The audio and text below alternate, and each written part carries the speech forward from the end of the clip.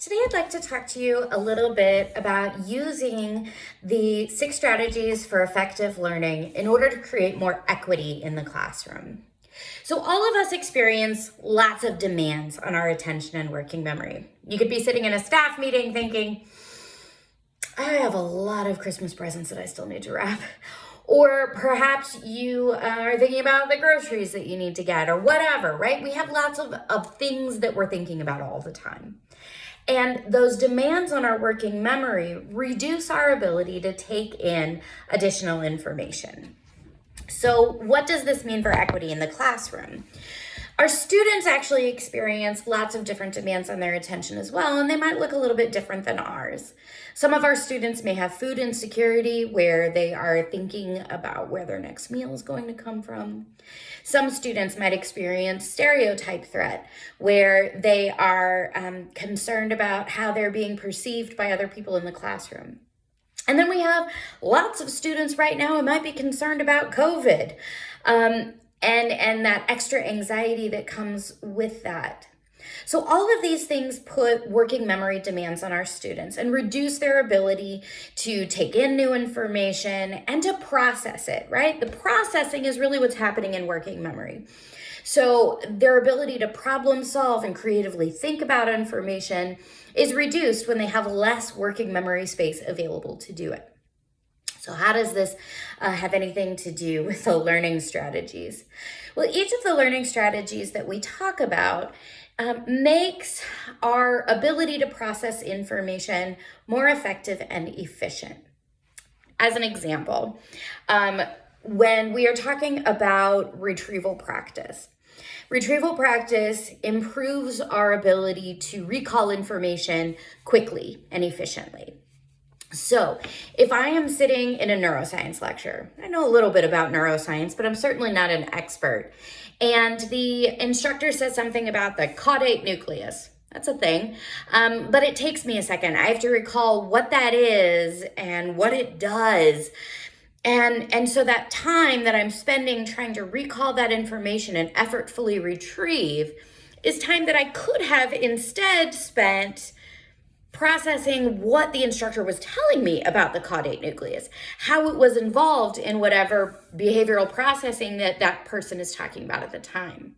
So instead of integrating that knowledge with what I know, instead of thinking about how this applies to my life, instead of problem solving, I have spent that time trying to retrieve the information. I've spent my working memory space doing something a little bit different.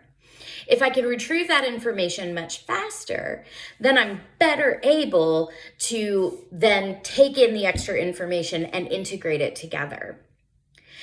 So this is related to equity then, because the students in our classrooms have different capacities of working memory. Some of them have more to work with than others.